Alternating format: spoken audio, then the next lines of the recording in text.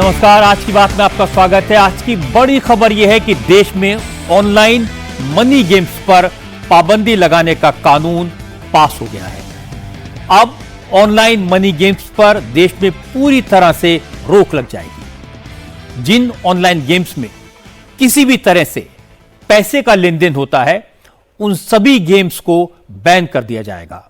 यह बहुत बड़ा फैसला है। इसका मतलब यह होगा कि गेम्स के नाम पर ऑनलाइन सट्टेबाजी, बैटिंग और किसी भी तरह के पैसे का लेन देन पूरी तरह से गैर कानूनी हो जाएगा। ऑनलाइन गेम्स में न कोई पैसा लगाएगा, न कोई कमाएगा, न कोई पैसा हारेगा, न कोई पैसा गंवाएगा और न कोई पैसा जीतेगा। जिन ऑनलाइन गेम्स में पैसा इन्वॉल्व है, वो सारे प्लेटफॉर्म्स बंद हो जाएंगे। इससे सरकार को करीब 20,000 करोड़ रुपए के टैक्स रेवेन्यू का लॉस होगा। फिक्की के रिपोर्ट के मुताबिक 2029 में इन गेमिंग कंपनी से सरकार को होने वाली इनकम 78,500 करोड़ तक पहुंच सकती थी।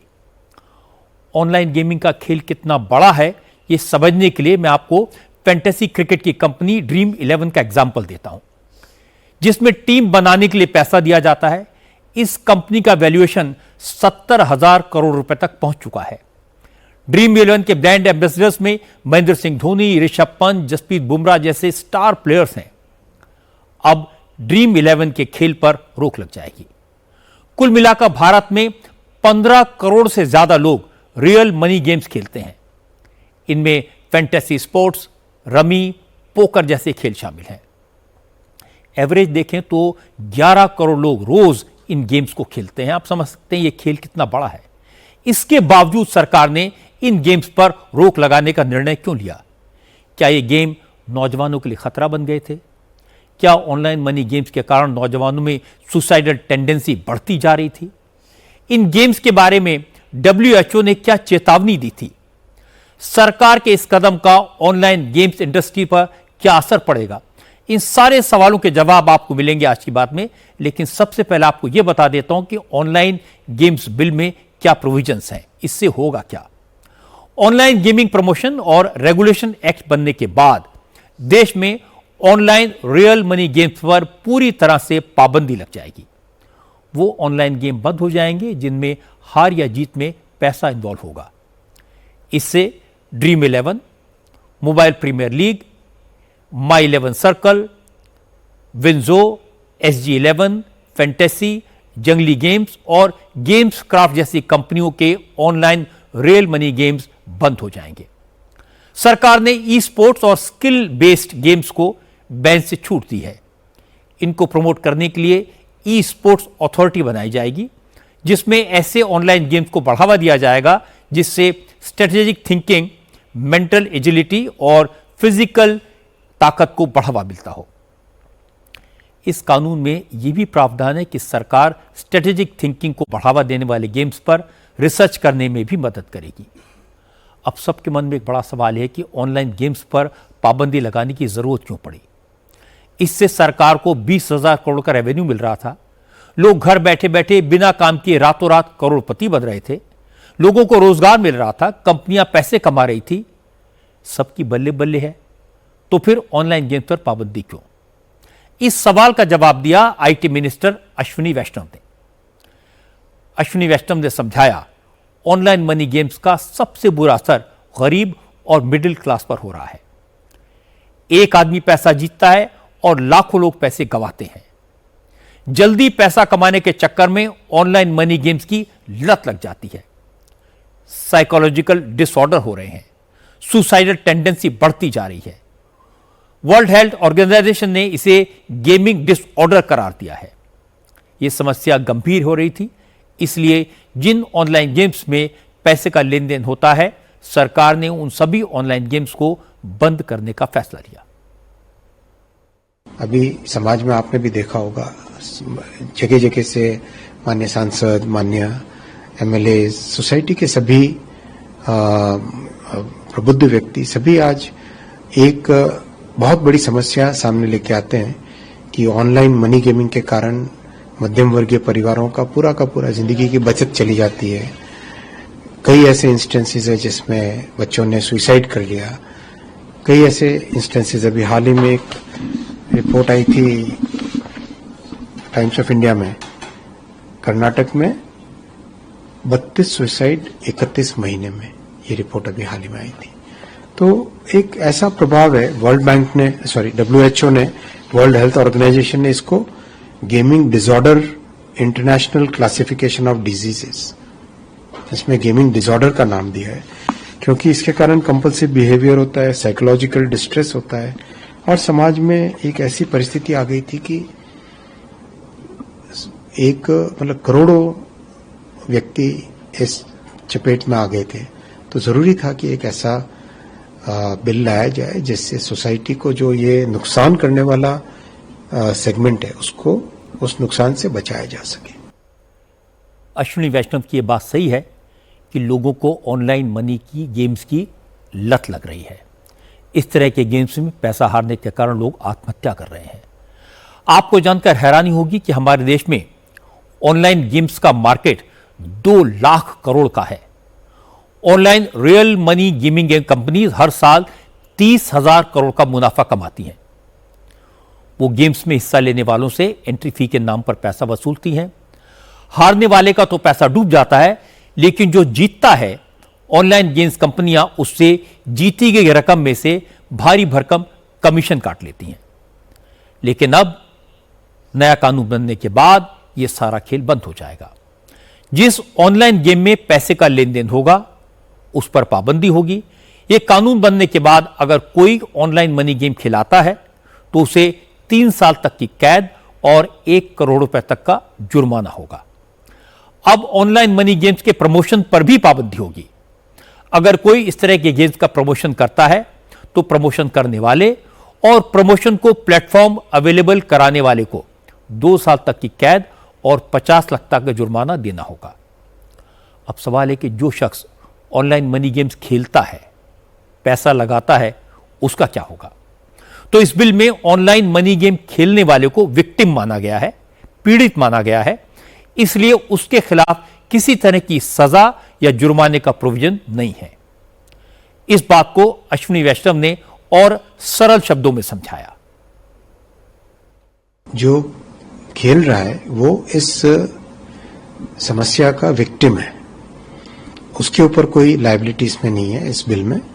जो लोग online game, online money game और ऑनलाइन मनी गेमिंग की सर्विस प्रोवाइड कर रहे हैं और जो ऑनलाइन मनी गेम के लिए एडवर्टाइजमेंट कर रहे हैं और जो ऑनलाइन मनी गेमिंग के लिए फाइनेंशियल ट्रांजैक्शंस कर रहे हैं, उनके ऊपर लायबिलिटीज है। जब मध्यम वर्ग के परिवार की बात आती है, सोसाइटी को और युवाओं को बचाने की बात आती है, वहां पे रेवेन्यू की बात नहीं आती। इस बिल का अच्छा पहलू यह है कि सरकार ने सोर्स पर पाबंदी लगाई है, समस्या की जड़ पर हमला किया है। ऑनलाइन मनी गेमिंग प्लेटफॉर्म पर पाबंदी लगाई है, लेकिन गेम खेलने वालों के लिए किसी तरह की सजा का कोई प्रोविजन नहीं किया, क्योंकि इसमें ज्यादातर गरीब, मिडिल क्लास के लोग और हमारे नौजवान होते हैं। आप ये जानकर चौंक जाएंगे कि इस तरह के गेम्स में हर साल 45 करोड़ लोग अपनी मेहनत की कमाई गंवा देते हैं। पैसा हारने के कारण करोड़ों लोग साइकोलॉजिकल डिसऑर्डर का शिकार हो जाते हैं, कुछ आत्महत्या कर लेते हैं, और यह प्रॉब्लम दिन ब दिन बढ़ती जा रही थी। इसलिए ऑनलाइन मनी गेम्स पर पाबंदी जरूरी है। लेकिन सवाल यह, क्या सारे ऑनलाइन गेम्स बंद हो जाएंगे? इसका जवाब है नहीं, ऐसा नहीं होगा। सारे ऑनलाइन गेमिंग प्लेटफॉर्म बंद नहीं होंगे। ऐसे ऑनलाइन गेम्स जिनमें पैसा नहीं जीता जाता, जिसमें किसी तरह की सट्टेबाजी नहीं होती, जो टीम गेम प्लेटफॉर्म्स हैं, स्किल बेस्ड गेम प्लेटफॉर्म्स हैं, सरकार उन्हें प्रोत्साहन देगी, बढ़ावा देगी। ऑनलाइन गेम्स के रेगुलेशन के लिए, ई स्पोर्ट्स को बढ़ावा देने के लिए सरकार एक सेंट्रल अथॉरिटी बनाएगी। इस अथॉरिटी को शुरुआत में 50 करोड़ की ग्रांट मिलेगी और फिर हर साल ई स्पोर्ट्स एक्टिविटीज को प्रमोट करने के लिए 20 करोड़ रुपए दिए जाएंगे। सरकार ई स्पोर्ट्स के लिए रिसर्च सेंटर स्थापित करेगी।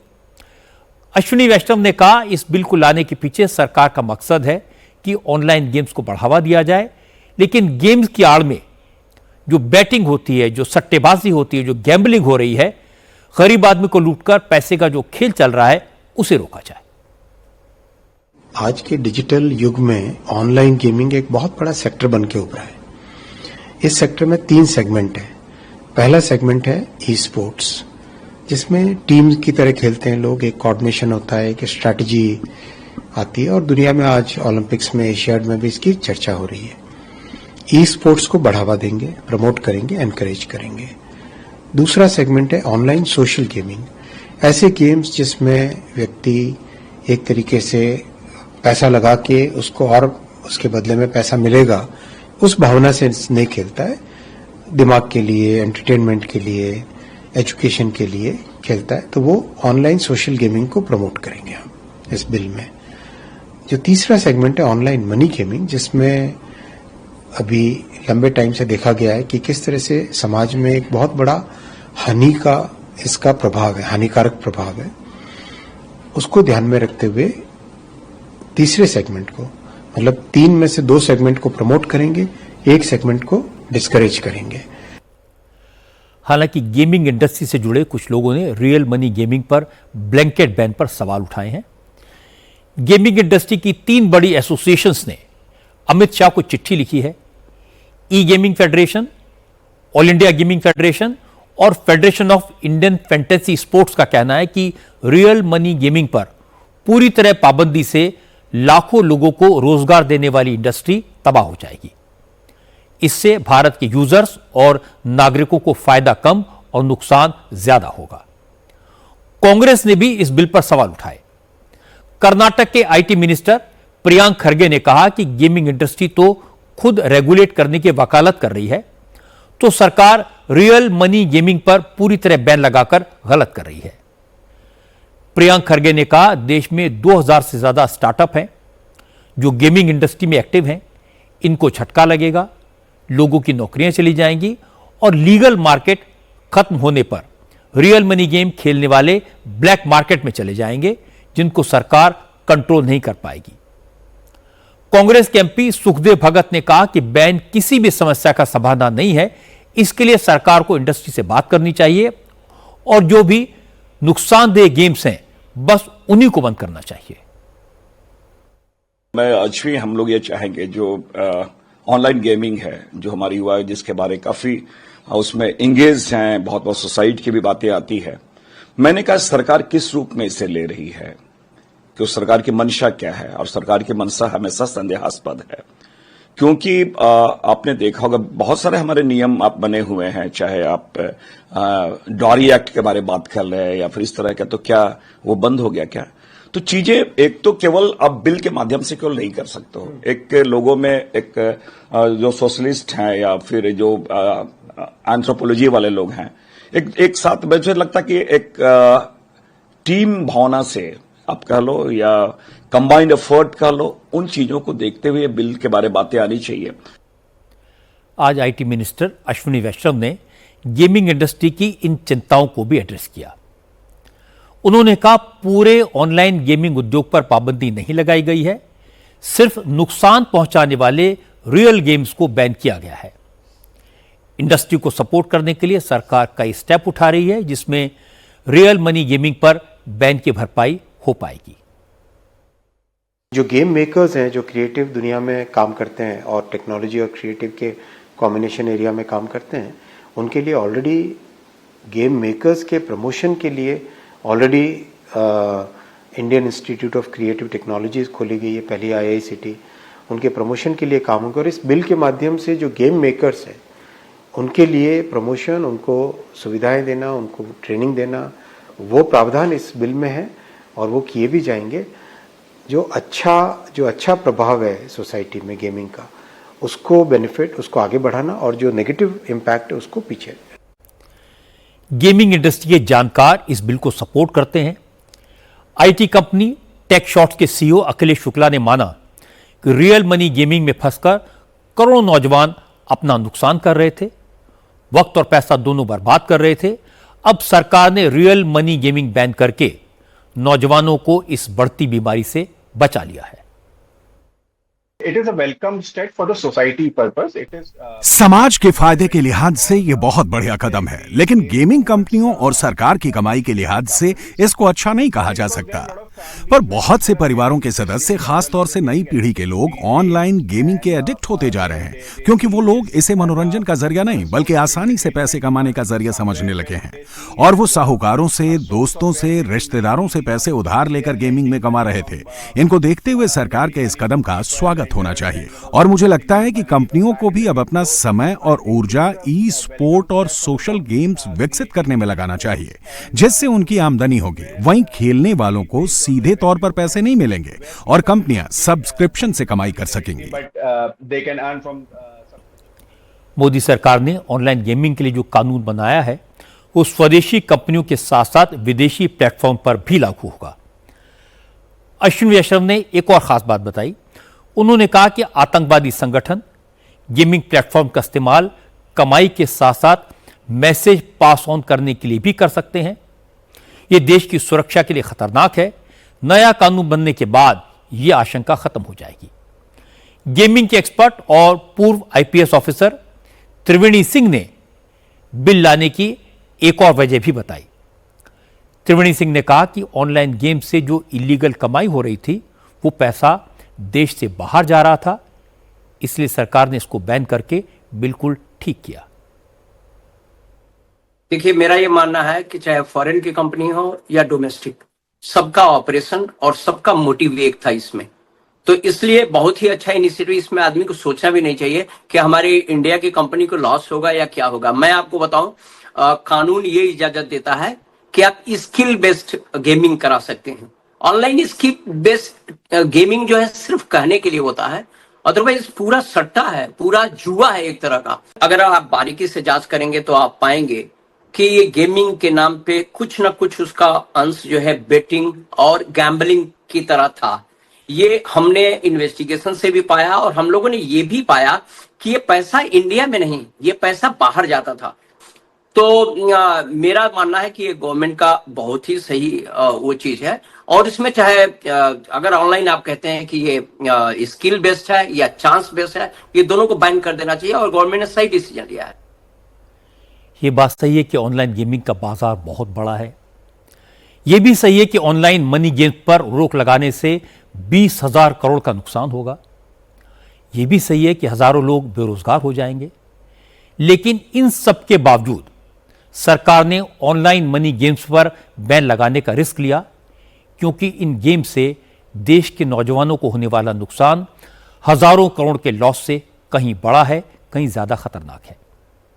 ये गेम्स हमारे नौजवानों को आत्महत्या के लिए उकसाते हैं। ये गेम्स नौजवानों को मानसिक रूप से बीमार बनाते हैं। जिन गेम्स में पैसे का लेन देन होता है वो लोगों की जिंदगियां बर्बाद करते हैं और इसके उदाहरण हमारे आसपास फैले पड़े हैं। एक आदमी तो पैसा जीतता है, उसे जीतता दिखाकर लाखों लोगों को पैसा लुटाने के लिए भरमाया जाता है। अगर देश के नौजवानों को मेंटल डिसऑर्डर से बचाने के लिए सरकार 20,000 करोड़ रुपए की इनकम को कुर्बान करती है तो उसकी तारीफ की जानी चाहिए। अश्विनी वैष्णव का यह फैसला ऐतिहासिक है। देश के नौजवानों का भविष्य बचाने का फैसला है। यह गरीब आदमी की मेहनत की कमाई की लूट बचाने का फैसला है।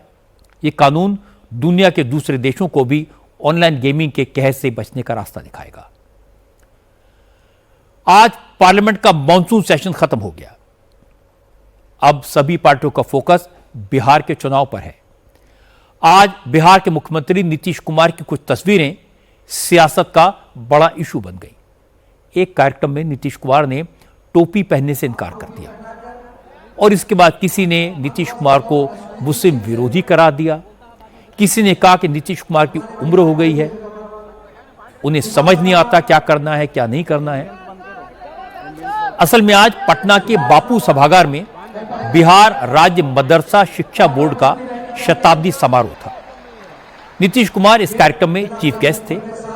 मंच पर मुख्यमंत्री का स्वागत करते वक्त बिहार सरकार के माइनॉरिटी वेलफेयर मिनिस्टर जमा खान ने नीतीश कुमार को काली टोपी पहनाने की कोशिश की, लेकिन नीतीश कुमार ने वही टोपी वापस जमा खान के सिर पर रख दी। जैसे ही तस्वीरें सामने आई तो सबसे पहले कांग्रेस ने इसे मुद्दा बनाया। कांग्रेस ने कहा नीतीश कुमार की राजनीति का यह नया रंग है, अब उन्हें संघ और बीजेपी का साथ मंजूर है, लेकिन मुसलमान की टोपी मंजूर नहीं है। इसके बाद असदुद्दीन ओवैसी की पार्टी AIMIM के प्रदेश अध्यक्ष अख्तरुल ईमान ने भी कहा, नीतीश कुमार पहले मुसलमानों के लिए बड़ी बड़ी बातें करते थे, लेकिन अब चुनाव करीब हैं, वो बीजेपी के साथ हैं, इसलिए उन्हें मुस्लिम टोपी पहनने में दिक्कत हो रही है। देखिए, नीतीश कुमार जी का असली चेहरा, अब चूंकि उसको इलेक्शन में जाना है और भाजपा के संग जाना है, असली चेहरा उसके सामने में आ गया। गुज़िश्ता 20 साल तक तो मुसलमानों को टोपियां पहनाते रहे, अब उनको खुद लाज लगने लगी है कि मैं कैसे टोपी इनके हाथों से पहनूं। अख्तरुल ईमान ने तो संभल कर बात की, नीतीश की उम्र का भी हवाला दिया, लेकिन किशनगंज के मौलाना शरीफ रजा मजहरी ने बड़े साफ साफ लफ्जों में कहा कि नीतीश कुमार ने आज जो किया वो बीजेपी की संगत का असर है, वरना पहले तो नीतीश कुमार टोपी भी पहनते थे, इफ्तार में भी जाते थे, मुसलमानों के भले की बात भी करते थे, लेकिन अब उन्हें टोपी से परहेज हो गया है। देखिए, आप किसी की सोहबत में रहेंगे तो उसका असर आपके अंदर आ ही जाएगा। चूंकि नीतीश कुमार नरेंद्र मोदी और अमित शाह की गोद में, बीजेपी की गोद में मुकम्मल तरीके से बैठ गया है, अब उसे मुसलमान की टोपी से नफरत है, उनकी दाढ़ी से नफरत है। लेकिन नीतीश कुमार कहता है मैंने मुसलमानों के लिए बहुत कुछ किया, मैंने अल्पसंख्यकों को वो दिया जो 70 साल से किसी ने नहीं दिया। मैं पूछना चाहता हूं नीतीश जी, अगर आप मुसलमानों के इतने ही खैर खा है तो आपने वक्फ बोर्ड में बीजेपी पार्टी का समर्थन क्यों किया, और आपने बिहार में SIR क्यों लागू किया? SIR तो एक बहाना है, सिर्फ आपके इस मुद्दे से मुसलमान निशाने पर है। नीतीश जी, मैं आपसे कहूंगा, आप 15 साल से मुख्यमंत्री हैं, इसमें सबसे ज्यादा रोल आपको मुख्यमंत्री बनाए रखने का अगर किसी का है तो वो मुस्लिम समुदाय का है, दलितों का है, अल्पसंख्यकों का है। इसलिए आप जो भेदभाव कर रहे हैं, आप टोपी पहनने से इनकार कर रहे हैं, यह आपको शोभा नहीं देता। इसके बाद मुजफ्फरपुर के मौलाना जियाउल हक मुस्तफ़ा कादरी ने कहा, मुसलमानों को लेकर जिस तरह नीतीश कुमार का रवैया बदल रहा है वो ठीक नहीं है, इसका असर चुनाव में दिखेगा और मुसलमान उन्हें सबक सिखाएंगे। बिहार के मंत्री जनाब जमा खां साहब ने उनको टोपी पहनाया, उस टोपी को जनाब नीतीश कुमार साहब ने पहनने से इनकार कर दिया। ये जनाब नीतीश कुमार साहब बिहार के मुख्यमंत्री का अक़लियतों के साथ एक कहिए तो यह बिल्कुल दोगलापन वाला रवैया रहा, और इस रवैये की वजह से सारे बिहार के अक़लियत मुसलमान जो है, मुसलमान उससे नाराज है और हम नाराज हैं, और इसका आने वाले इलेक्शन में हम लोग नीतीश कुमार को जवाब देंगे। हालांकि किशनगंज में यूनाइटेड मुस्लिम मोर्चे के प्रवक्ता हाफिज गुलाम सरवर ने एक अलग बात कही। उन्होंने कहा, नीतीश कुमार की हरकत को गंभीरता से नहीं लेना चाहिए। नीतीश ने कुछ दिन पहले मंदिर में टीका लगाने से भी इनकार कर दिया था, यह सब बढ़ती उम्र का असर है। हाफिज गुलाम सरवर ने कहा, नीतीश कुमार का स्वास्थ्य ठीक नहीं है, अब उन्हें सियासत से रिटायरमेंट ले लेना चाहिए। बिहार के मुख्यमंत्री माननीय नीतीश कुमार इस तरह की तमाम हरकतों के लिए पहले भी वायरल होते रहे हैं। आयु के जिस पड़ाव पर वो हैं, उनसे बहुत ज़्यादा उम्मीदें अब बिहार की जनता को हैं नहीं। लेकिन नीतीश कुमार जी का एक बयान बहुत मजबूती से जो दिया गया था किसी ज़माने में, वो वायरल है कि मैं टीका भी लगाता हूं और टोपी भी पहनता हूं, और राजनेता को टीका भी लगाना चाहिए और टोपी भी पहननी चाहिए। लेकिन पिछले दिनों एक मंदिर के शिलान्यास समारोह में उन्होंने टीका लगाने से भी इनकार कर दिया था, और आज के इस कार्यक्रम में टोपी पहनने से भी इनकार कर दिया। ये दर्शाता है इस बात को कि शायद नीतीश कुमार अब कुछ भी सोचने योग्य या समझने योग्य नहीं रह चुके हैं, वो रिटायर हो चुके हैं। उन्हें राजनीति को अलविदा कह देना चाहिए था। टोपी लगाने से कोई मुसलमान का खैरफा नहीं हो जाता, और तिलक लगाने से कोई हिंदू का खैरफा नहीं हो जाता। ये सब काम पर डिपेंड करता है। ये बात सही है कि नीतीश कुमार पर उम्र का असर दिखाई दे रहा है। कई बार वो पब्लिकली ऐसी बातें कह देते हैं, ऐसी हरकतें कर देते हैं जिसकी उम्मीद नीतीश कुमार जैसे अनुभवी नेता से नहीं की जाती है। कुछ दिन पहले की बात है, एक प्रोग्राम में मंच पर एक अफसर ने उन्हें एक पौधा, एक प्लांट गिफ्ट किया था, लेकिन नीतीश कुमार ने अफसर से गमला लेकर उसके सिर पर रख दिया। मंदिर गए तो टीका लगवाने से इनकार कर दिया, और आज टोपी पहनने से इनकार कर दिया। इन सबको देखकर लगता है कि नीतीश कुमार पर उम्र का असर तो हो रहा है, लेकिन आज ही नीतीश कुमार ने इसी कार्यक्रम में कुछ ऐसी बातें कही जो इंप्रेसिव थी। मदरसा बोर्ड के इस कार्यक्रम में बिहार के मदरसों के टीचर्स भी पहुंचे थे। जब नीतीश कुमार प्रोग्राम में पहुंचे तो वहां मौजूद टीचर्स ने मुख्यमंत्री से मिलने की कोशिश की। इन टीचर्स की सैलरी कई महीनों से पेंडिंग थी। यह बात वो चीफ मिनिस्टर तक पहुंचाना चाहते थे। अफसरों ने उन्हें रोक दिया। टीचर्स नाराज हो गए। जैसे ही नीतीश कुमार का भाषण खत्म हुआ तो टीचर्स ने पर्चे लहराने शुरू कर दिए। शोर शराबा शुरू हो गया। तो नीतीश कुमार अपनी सीट से उठे और टीचर्स को अपने पास बुलाया, उनकी बात सुनी और भरोसा दिलाया कि वो टीचर्स की मांगों पर विचार करेंगे। इस प्रोग्राम में नीतीश कुमार ने गिनाया उन्होंने मुसलमानों के लिए कितने काम किए हैं, कौन कौन सी योजनाएं चलाई हैं। नीतीश कुमार ने मुस्लिम महिलाओं का भी जिक्र किया और कहा उन मुस्लिम महिलाओं की स्थिति सबसे खराब होती है जिन्हें उनके शौहर छोड़ देते हैं। सरकार ऐसी महिलाओं को अब 10,000 के बजाय 24,000 रुपए की मदद कर रही है। और इसके बाद नीतीश ने कहा कि सरकारी मदद अपनी जगह है, बेहतर तो यह होगा कि अगर निकाह करो तो तलाक मत दो, पत्नी को मत छोड़ो। मुस्लिम महिलाओं जो पति के छोड़ने के बाद आप मुस्लिम कम्युनिटी में भी बहुत लोग महिला को छोड़ देते थे अपने पति, तो उनको कोई कुछ नहीं देखता था।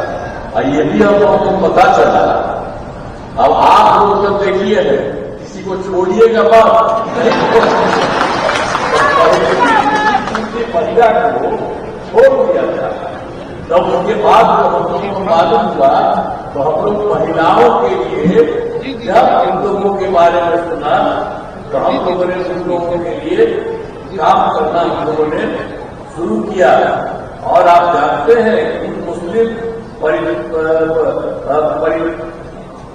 परित्यक्ता और तलाकशुदा महिलाओं को रोजगार देने के लिए जो हम लोग को पता चला था 2007 से ये शुरू किया, तो पहले उनके परिवार को सबको 10,000 रुपया देना शुरू किया गया।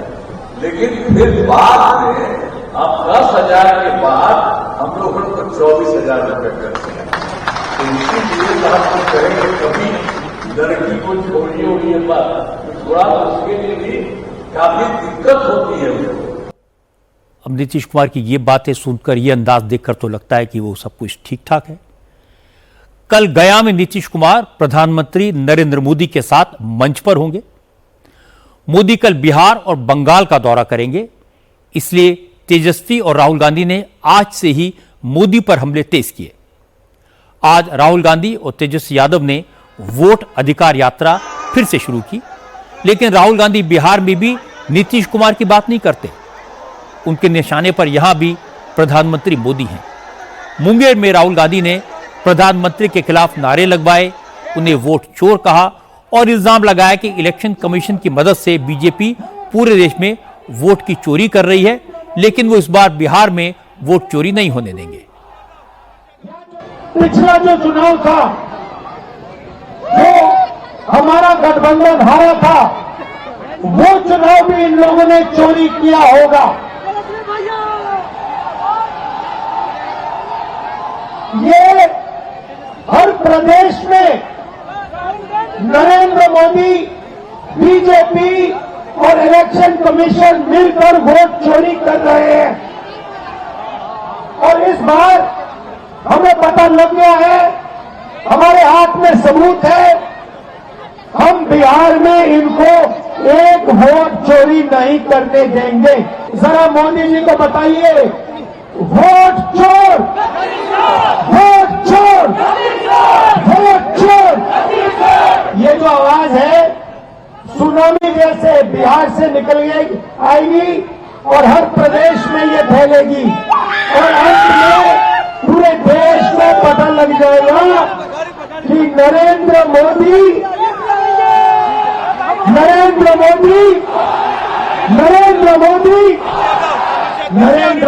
वोट चोर। राहुल गांधी पहले भी एक्सपेरिमेंट कर चुके हैं। उन्होंने एक बार चौकीदार चोर है का नारा लगाया था, लेकिन इलेक्शन में वो बिल्कुल काम नहीं आया। फिर उन्होंने रफाल में चोरी का इल्जाम लगाया, उसमें उन्होंने सुप्रीम कोर्ट में माफी मांगनी पड़ी। आज तेजस्वी ने भी प्रधानमंत्री मोदी पर सीधा हमला किया। तेजस्वी ने कहा कि बीजेपी को लगता है कि वोटर लिस्ट में गड़बड़ी करके लाखों लोगों के नाम कटवाकर वो चुनाव जीत लेगी, तो मोदी की यह तरकीब बिहार में नहीं चलेगी। बिहार के लोग इस बार एनडीए को सबक सिखाएंगे। ये मोदी जी जब जब जानते हैं कि चुनाव आता है, ये हारने लगते हैं, तो कोई ना कोई तिगरमबाजी जरूर ये करने का काम करते हैं। मोदी जी सोचते हैं कि बिहारियों को चूना लगा देंगे। ये बिहार है, बिहार हम लोग चूना खैनी में लगा देते हैं। एक बार आप आइए, आपका स्वागत है प्रधानमंत्री जी, लेकिन 11 साल का हिसाब देना पड़ेगा। देना होगा कि नहीं देना? इतना झूठा प्रधानमंत्री आपने देखा है? नहीं देखा ना? तो बदलना है कि नहीं बदलना है लोगों को? राहुल गांधी के वोट चोरी के नारों के बीच बिहार के बाकी इश्यूज पीछे रह गए हैं। तेजस्वी की बातें सुनकर लगता है कि वो लोकल सेंटिमेंट जगाना चाहते हैं, बेरोजगारी पर, लॉ एंड ऑर्डर पर फोकस करना चाहते हैं, लेकिन राहुल की यात्रा में उनकी बातें दब गई हैं। तेजस्वी की दूसरी प्रॉब्लम यह है कि उन्होंने महिलाओं के लिए, यूथ के लिए जो जो स्कीम्स बनाई थी, उनसे कहीं ज्यादा बड़ी नीतीश कुमार ने अभी से इंप्लीमेंट कर दी हैं। पेंशन, बिजली जैसे इश्यूज पर भी निर्णायक एक्शन ले लिया है। अब तेजस्वी का गेम कुल मिलाकर जातियों के बंटवारे पर आधारित है और मुस्लिम वोटों की भूमिका उनके लिए काफी बड़ी है। इसीलिए जब नीतीश कुमार ने आज मदरसों के टीचर्स से बात की, मुस्लिम महिलाओं से बात की, तो तेजस्वी के सपोर्टर्स ने टोपी न पहनने को बड़ा इशू बना दिया। अब काफी दिन तक नीतीश कुमार को मुस्लिम विरोधी पेंट करने की कोशिश की जाएगी। कल नरेंद्र मोदी बिहार में 13,000 करोड़ रुपए की योजनाओं का ऐलान करेंगे। इसका असर भी काफी दिन तक दिखाई देगा। अब बात मध्य प्रदेश की। आज भोपाल में लैंड माफिया और ड्रग सिंडिकेट चलाने वाले मछली परिवार की करोड़ों की संपत्ति पर बुलडोजर चल गया। भोपाल के आनंदपुर कोकता इलाके में शारिक मछली, सोहेल मछली और शफीक मछली की 3 मंजिला कोठी थी, जिसे आज जमींदोज कर दिया गया। करीब 25 करोड़ की ये बड़ी इमारत, 15,000 फीट एरिया में फैला मकान, 30 कमरे, गैरेज, लॉन, झूला घर, ये सब एक शानदार घर के रूप में मछली परिवार ने सरकारी जमीन पर कब्जा करके बनाया था। आज सुबह प्रशासन की टीम 5 जेसीबी और पॉकलैंड मशीनों के साथ यहां पहुंची। पहले घर से सामान बाहर निकाला गया और उसके बाद सुबह 11 बजे इमारत तोड़ने का काम शुरू हुआ। शाम करीब 4:30 बजे तक इस बिल्डिंग को पूरी तरह गिरा दिया गया। डिमोलिशन की कार्रवाई के दौरान बड़ी संख्या में लोग इकट्ठा हो गए, कार्रवाई का विरोध किया। मोहन यादव की सरकार के खिलाफ नारेबाजी हुई। पुलिस प्रशासन जिंदाबाद, पुलिस प्रशासन जिंदाबाद, पुलिस प्रशासन जिंदाबाद। हालांकि विरोध की आशंका देखते हुए पुलिस के 400 जवान वहां तैनात किए गए थे। जिस वक्त बिल्डिंग को गिराया गया, उस वक्त मौके पर मछली परिवार के वकील खुश आलम अली भी मौजूद थे। उन्होंने कहा कि सरकार का एक्शन सुप्रीम कोर्ट के आदेश का वायलेशन है। अगर जमीन सरकारी है तो भी उन्हें नोटिस देना चाहिए था, अपना पक्ष रखने का वक्त देना चाहिए था, लेकिन प्रशासन सीधे बुलडोजर लेकर आ गया। एक नोटिस रिसीविंग का दिखा दे मुझे, इनके परिवार का या इनके परिवार का अधिवक्ता मेरा। सुप्रीम कोर्ट क्लियर कहती है कि आपको किसी का भी घर तोड़ने से पहले उसे नोटिस देना होगा 15 दिन का, उसे सुनवाई का अवसर देना होगा। आप एक नोटिस दिखाइए मुझे, नहीं है। दूसरी बड़ी बात, सुप्रीम कोर्ट के गाइडलाइन का पालन करने का इन्होंने हाई कोर्ट में हलफनामा दिया है। 11 तारीख को माननीय जस्टिस विशाल मिश्रा जी के कोर्ट में हार्ड एंड रिजर्व केस है। आज तक फैसला नहीं आया, लेकिन आनन फानन में इसको तोड़ने का प्रयास किया जा रहा है। अब मैं आपको इस केस की बैकग्राउंड बता देता हूं। असल में भोपाल के अहमद परिवार को ही मछली परिवार के नाम से जाना जाता है। ये परिवार बेहद दबंग, रसूखदार और नोटोरियस है। यासीन और शावर इसी मछली परिवार के मेंबर हैं। इन दोनों को 23 जुलाई को पुलिस ने ड्रग्स के साथ अरेस्ट किया था। पता लगा कि यासीन और शाहवर नौजवानों को वजन कम करने की दवा के नाम पर ड्रग्स देते थे और ड्रग्स की लत लगा देते थे। लड़कियों को पार्टियों में बुलाकर उनका शारीरिक शोषण करते थे, उनके अश्लील वीडियो बनाते थे और फिर उन्हें ब्लैकमेल करते थे। यासीन और शाहवर की गिरफ्तारी के बाद पुलिस ने इस परिवार की संपत्ति की जांच शुरू की तो पता लगा इस परिवार ने ज्यादातर प्रॉपर्टी सरकारी जमीनों पर कब्जा करके बनाई है। इसके बाद 30 जुलाई को ही मछली परिवार के मकान, कारखाने, वेयरहाउस, फार्म हाउस और मदरसे पर बुलडोजर चला। यह प्रॉपर्टी करीब 200 करोड़ रुपए की थी, लेकिन उस वक्त एक बड़ा मकान बच गया था जिसे आज गिरा दिया गया। भोपाल के अनंतपुर कोकता इलाके में मछली परिवार के खिलाफ जो भी आवाज उठाता था उसे इसका अंजाम भुगतना पड़ता था। और आज जब यासीन और शाहवर के घर पर बुलडोजर चला तो इस परिवार के 27 लोग वहां मौजूद थे। ऐसे ही एक शख्स राजेश तिवारी ने हमारे संवाददाता अनुराग अमिताभ से कहा कि उन्होंने इस परिवार के खिलाफ आवाज उठाई थी तो उनके खिलाफ अटेम्प्ट टू मर्डर का झूठा केस दर्ज करा दिया गया। उन्हें किडनैप करके उनकी बुरी तरह पिटाई की गई। राजेश तिवारी ने कहा यह अच्छी बात है कि सरकार क्रिमिनल्स के खिलाफ एक्शन ले रही है, लेकिन अब उन लोगों के खिलाफ भी एक्शन होना चाहिए जो ऐसे अपराधियों को प्रोटेक्शन देते हैं। इनका अतिक्रमण कहाँ नहीं है, अभी तो कोकता ही क्षेत्र देख रहे हैं। देखा जाए तो बुधवार के अंदर इनकी 8 से 10 ऐसी बिल्डिंगें हैं जो अतिक्रमण में बनाई गई हैं। इसके साथ इनका पूरा बिजनेस दुबई में हो रहा है।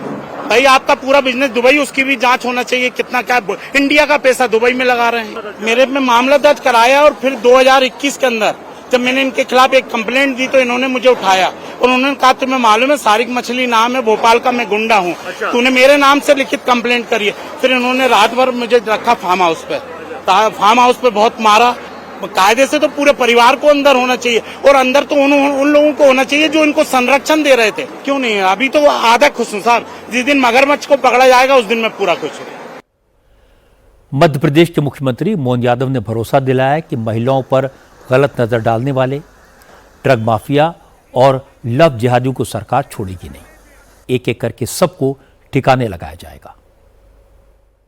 पूरे भोपाल के अंदर लव जिहाद के माध्यम से, ड्रग माफियाओं के माध्यम से जो अपराध हो रहे हैं, हमारी सरकार छोड़ने वाली नहीं, सबको ठिकाने लगाएगी। जो बहन बेटी की तरफ तेरी निगाह से देखेगा वो कानून के शिकंजे से बचने वाला नहीं है। वो कोई भी हो, कितनी बड़ी जगह हर एक को बेनकाब करते हुए ठोस कार्रवाई हमारी सरकार कर रही है और आगे बढ़ेंगे। पिछले महीने जब भोपाल में यासीन और शाहवर की गिरफ्तारी हुई थी उस वक्त इस केस को राजनीतिक रंग देने की कोशिश की गई थी। यासीन और शाहवर की बीजेपी के नेताओं के साथ तस्वीरें सोशल मीडिया पर फैला दी गई थी, लेकिन मुख्यमंत्री मोहन यादव ने इन आरोपों की चिंता नहीं की। मध्य प्रदेश में ड्रग्स का जहर फैलाने वालों के खिलाफ ऐसा एक्शन लिया जिससे आरोप लगाने वालों के मुंह बंद हो गए। अब बात गुजरात की। गुजरात के ज्यादातर इलाकों में इस वक्त भयंकर बाढ़ के हालात हैं। गुजरात की 251 तहसीलों में से 79 में 2 दिन से मूसलाधार बारिश हो रही है। सूरत, नवसारी, वलसाड़, पोरबंदर, द्वारका, अमरेली, भावनगर, गिर सोमनाथ समेत 11 जिलों में ज्यादातर इलाके पानी में डूबे हुए हैं। सैकड़ों गांवों में लोग फंसे हुए हैं। एनडीआरएफ, एसडीआरएफ की टीमें लोगों को रेस्क्यू करने में लगी हुई हैं। पोरबंदर में पिछले एक दिन में 250 मिलीमीटर से ज्यादा बारिश हुई। पूरा शहर पानी में डूबा हुआ है। वाटर लॉगिंग की वजह से पोरबंदर में बड़ा हादसा होते होते बचा। असल में पोरबंदर के बोरासर गांव के स्कूल में बच्चे पानी में फंस गए।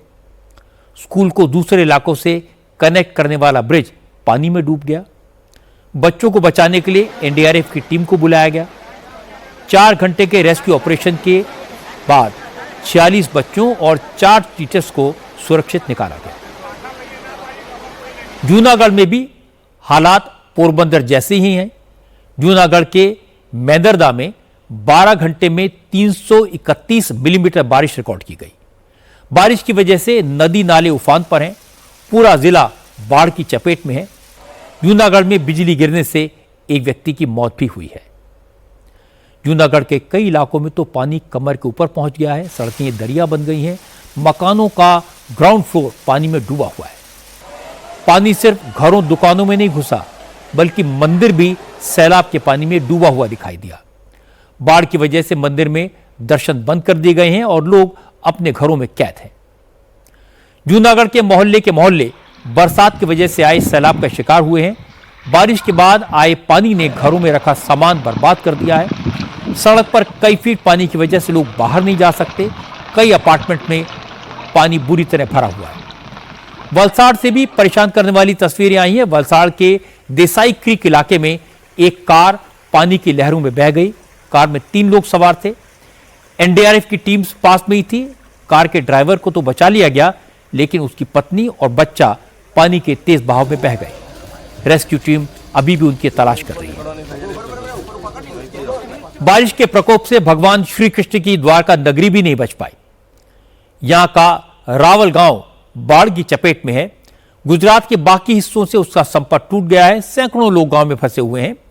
एनडीआरएफ की टीम ने इस गांव में मोर्चा संभाली है। भारी बारिश के बीच रेस्क्यू टीमें नाव के जरिए लोगों को निकालने में लगी हैं। सैलाब से मुसीबत में सिर्फ इंसान ही नहीं, जानवर भी फंसे हैं। अमरेली राजूला में कल से लगातार बारिश हो रही है। इस कोस्टल इलाके में शेर समेत काफी जंगली जानवर रहते हैं। यहां के पीपावाव पोर्ट इलाके में एक वीडियो वायरल हो रहा है। इस वीडियो में एक शेर बाढ़ के पानी में फंसा हुआ दिखाई दे रहा है। क्योंकि हर तरफ पानी है, इसलिए इसे बाहर निकलने का कोई रास्ता नहीं मिल रहा। रात की बात है कि शेर सुरक्षित पानी से निकल गया। इस वीडियो के सामने आने के बाद फॉरेस्ट डिपार्टमेंट नदी और समंदर के किनारे रहने वाले जंगली जानवरों के मूवमेंट पर नजर बनाए हुए है। मौसम विभाग ने गुजरात के 11 जिलों में अगले 2 दिन के लिए बारिश का रेड अलर्ट जारी किया है। इसलिए आने वाले कुछ दिन गुजरात के लोगों को बहुत सावधान रहना होगा। अब कुछ अंतर्राष्ट्रीय खबरें देख लेते हैं। भारत और रूस ने अपनी दोस्ती और मजबूत बनाने का फैसला किया है। विदेश मंत्री एस जयशंकर रूस के दौरे पर हैं। उन्होंने आज प्रेसिडेंट पुतिन से मुलाकात की। रूस के विदेश मंत्री सर्जेई लावरोव के साथ लंबी बातचीत की। रूस के विदेश मंत्री के साथ डेलीगेशन लेवल की बातचीत भी हुई, जिसमें trade, defence partnership, energy cooperation और जियोपॉलिटिकल इश्यूज पर डिस्कशन हुआ। भारत और रूस ने तय किया कि आपसी व्यापार को और बढ़ाएंगे। विदेश मंत्री जयशंकर ने रूस से कहा कि भारत फार्मा, एग्रीकल्चर और टेक्सटाइल प्रोडक्ट्स का रूस को एक्सपोर्ट बढ़ाना चाहता है और इसके रास्ते में आने वाली दिक्कतों को दूर करना चाहता है। विदेश मंत्री ने कहा कि पश्चिमी देशों के प्रतिबंधों से रूस में स्किल्ड एक्सपर्ट्स की कमी है। भारत के आईटी प्रोफेशनल्स, इंजीनियर्स और दूसरे सेक्टर के एक्सपर्ट इस कमी को पूरा कर सकते हैं। रूस और भारत ने अपनी डिफेंस पार्टनरशिप को भी और मजबूत बनाने का फैसला किया। दोनों देश ऑयल, गैस और न्यूक्लियर एनर्जी सेक्टर में भी कोऑपरेशन और बढ़ाएंगे। जयशंकर ने कहा कि भारत और रूस दोनों चाहते हैं कि सिक्योरिटी काउंसिल का एक्सपेंशन हो, इसमें भारत को शामिल किया जाए। We believe that the relations between India and Russia have been among the steadiest of the major relationships in the world after the Second World War. We reaffirmed our shared ambition to expand bilateral trade in a balanced and sustainable manner, including by increasing India's exports to Russia. This requires swiftly addressing non-tariff barriers and regulatory impediments. Enhancing Indian exports to Russia in sectors like pharmaceuticals, agriculture and textiles will certainly help to correct the current imbalance. Sustaining energy cooperation through trade and investments is also important. Our defense and military technical cooperation also remains robust. Russia supports India's Make in India goals, including joint production and technology transfer.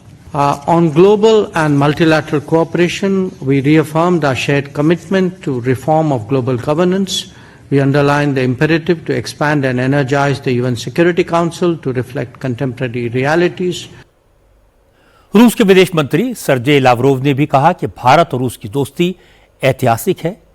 आज के multipolar world order में भारत की एक खास जगह है और रूस ब्रिक्स और एससीओ जैसे प्लेटफॉर्म पर भी भारत को पूरा सपोर्ट देता है। Межправительственной комиссии по торгово-экономическому и научно-техническому сотрудничеству. हम आपसी संबंधों को खास सामरिक साझेदारी कहते हैं और ये फैसला हमारे नेताओं ने किया और मैं उम्मीद करता हूं कि हम शीर्ष नेतृत्व के इन निर्देशों के मुताबिक आगे बढ़ रहे हैं। आज दुनिया में अंतर्राष्ट्रीय संबंधों का एक नया ढांचा विकसित हो रहा है और इसी तरह से हम अपने वैश्विक रिश्तों को खास अहमियत देते हैं। आज की मल्टीपोलर दुनिया में हमारी दोस्ती की अहमियत इसलिए भी बढ़ रही है क्योंकि एससीओ, ब्रिक्स और G20 जैसे मंचों के जरिए हम दोनों ही देश मिलकर काम कर रहे हैं और यूनाइटेड नेशंस में भी हम वर्तमान सदस्यों के साथ मिलकर इसको आपसी सहयोग, समझौतों और आपसी सहमति बनाने के मंच के तौर पर इस्तेमाल कर रहे हैं। रूस इन सभी मंचों पर एक संतुलित रुख का पूरी तरह समर्थन करता है। मॉस्को से विदेश मंत्री जयशंकर ने अमेरिका को भी जवाब दिया।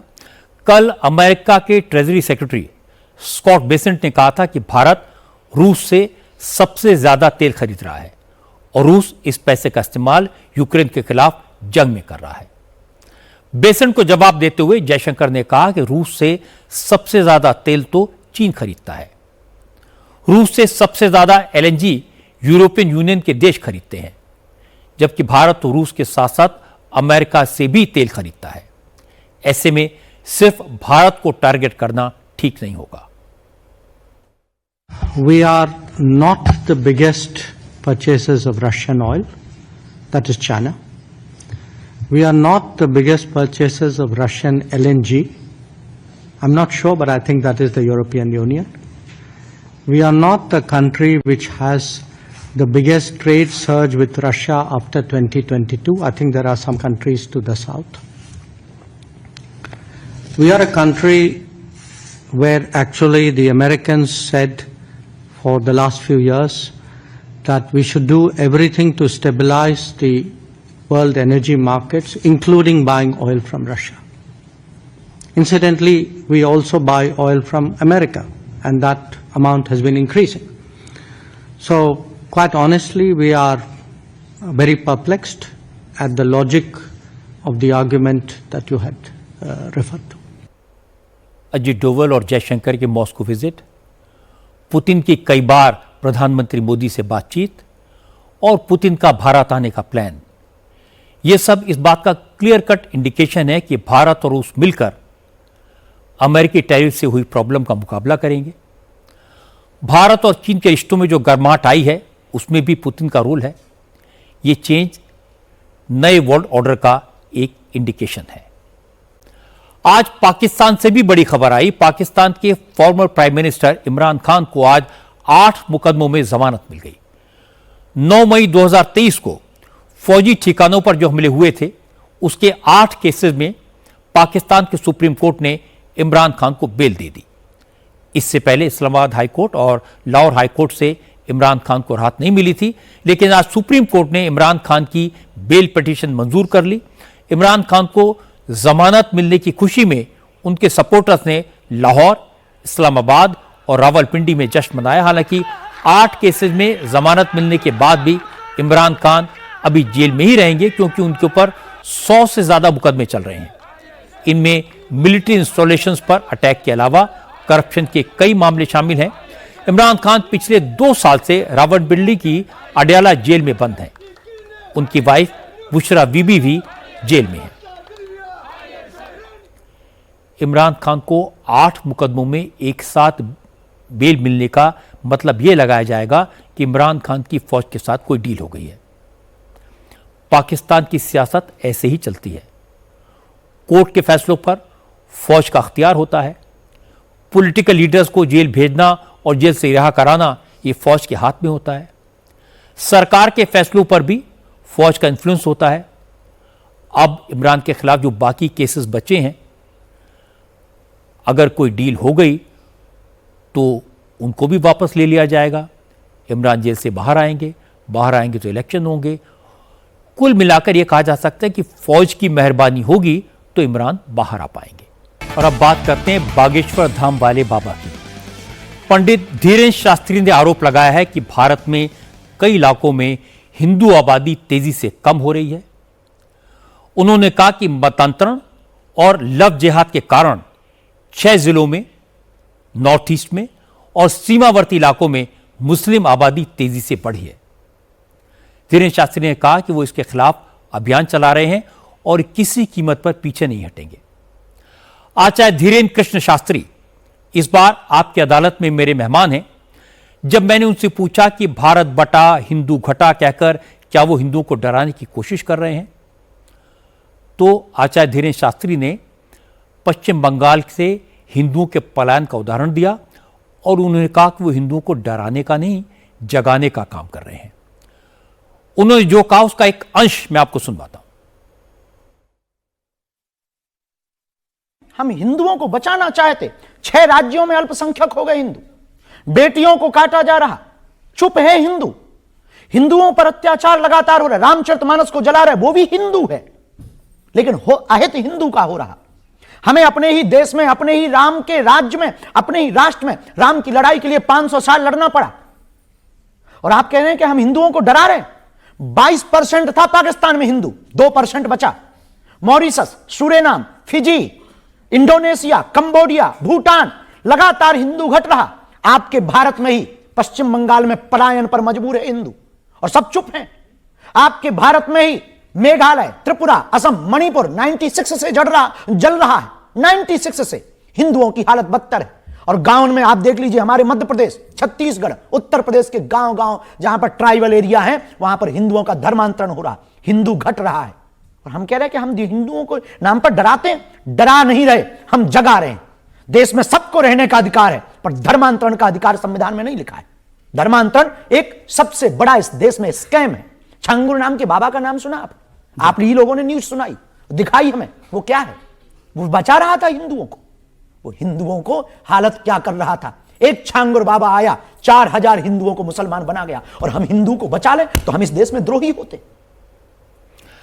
आपकी अदालत के शो में बागेश्वर धाम के प्रमुख ने लव जिहाद की बात की, हिंदू बेटियों को सावधान किया, लेकिन यह भी कहा कि वो मुसलमानों के खिलाफ नहीं है, वो गजवाए हिंद के कॉन्सेप्ट के खिलाफ हैं, वो आतंकवाद के खिलाफ हैं, धर्म परिवर्तन के खिलाफ हैं। पंडित धीरेन्द्र कृष्ण शास्त्री ने गिनवाया वो किन किन मुस्लिम देशों में गए और वहां उन्हें कैसा वेलकम मिला। आपकी अदालत के शो में पंडित धीरेन्द्र शास्त्री ने ऑपरेशन सिंदूर का जिक्र किया, पाकिस्तान को चेतावनी दी, कहा अगर पाकिस्तान हमें छेड़ेगा तो हम उसे छेड़ेंगे नहीं। इस बार 9 आतंकवादी अड्डे तबाह किए हैं, अगली बार 99 तबाह करेंगे। मैंने पंडित धीरेन्द्र शास्त्री से पूछा कि अपनी चमत्कारी शक्ति से वो ये बता सकते हैं कि पाकिस्तान ने न्यूक्लियर बम कहां-कहां छुपा कर रखे हैं। इसका बाबा बागेश्वर ने बड़ा इंटरेस्टिंग जवाब दिया। ये पूरा जवाब और पूरा शो आप देख सकेंगे शनिवार रात 10 बजे। मैं आमंत्रित कर रहा हूं पंडित धीरेन्द्र कृष्ण शास्त्री को। लंदन में एक बाथरूम में अटक गए आप काफी देर। कहां से खोजते आप? पहली बार लंदन गए, पहली बार विदेश गए। अब हमने सोचा स्नान ध्यान कर लें, फिर भोजन पाएं। तो जैसे ही कपड़े उतार करके अंदर गए, और वहाँ पे कहीं नल की टोटी नहीं, बाल्टी नहीं और मग नहीं, वहाँ तो सिर्फ टिश्यू पेपर थी। अब टेंशन में लगभग 30 मिनट दिमाग लगाते रहे कि कहाँ फंस गए। हमें लगा कि जजमान का मकान पूरा नहीं बना, आध बने में ही घुसा दिया।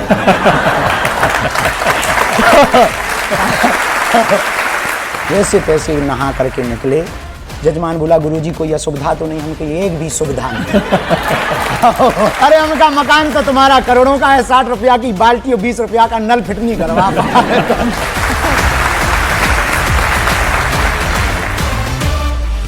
आज जम्मू कश्मीर से अच्छी खबर आई, सुंदर तस्वीरें आई।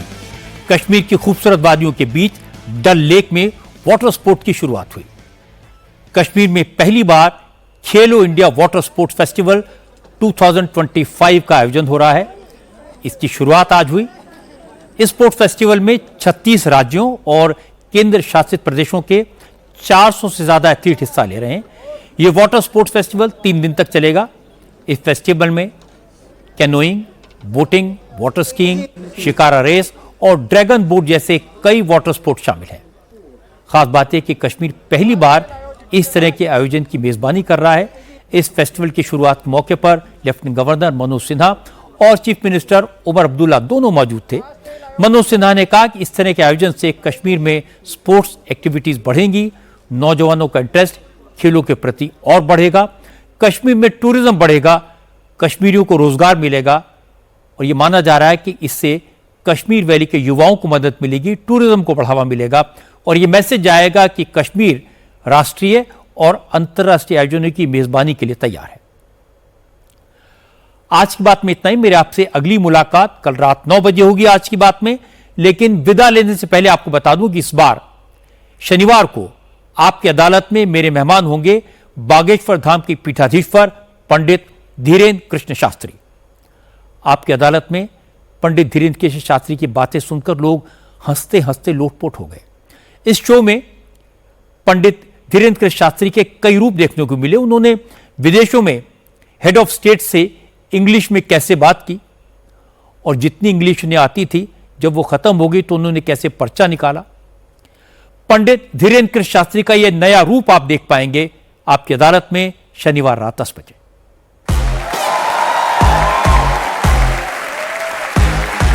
I cannot speak in English, but I understand your feeling. Yo, welcome, welcome, welcome, Bageshwar Baba, welcome, welcome. तो हमने भी कहा thank you, thank you, thank you, thank you. तो हमने जब गोरी मेहमान को देखा, वो पिज्जा ऐसे प्लेट में धरे हो खाएं, लंबी सी, वो वाइट भाई, वो सफेद सफेद हमने देखा। तो हमने जब उस पे पिज्जा पे डली हुई देखी, हमने कहा ऐसा लग रहा है जैसे छोटे बच्चे ने जुकाम कर दिया।